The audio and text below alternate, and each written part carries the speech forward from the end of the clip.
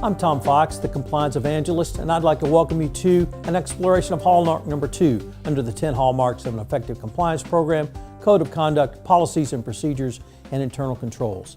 As you might expect, the Department of Justice had quite a bit to say about all 3 of these in the evaluation. Let's start with the Code of Conduct, because every compliance program starts with a Code of Conduct. What's the value in having a Code of Conduct?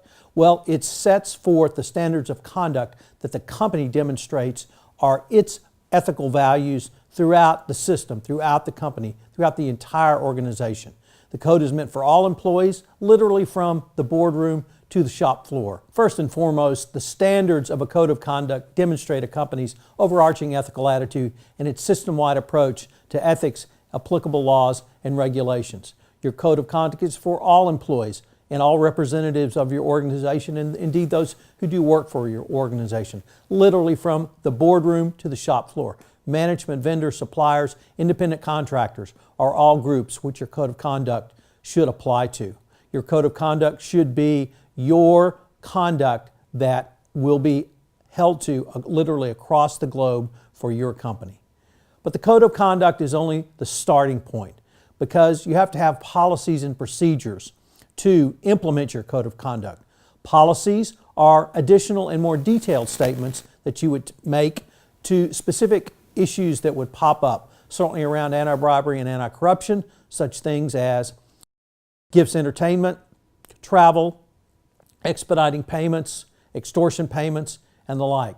But your procedures implement how those policies are dealt with. So that's why you have a third-party program around both a policy stating what you will allow and then your procedures to implement that going forward.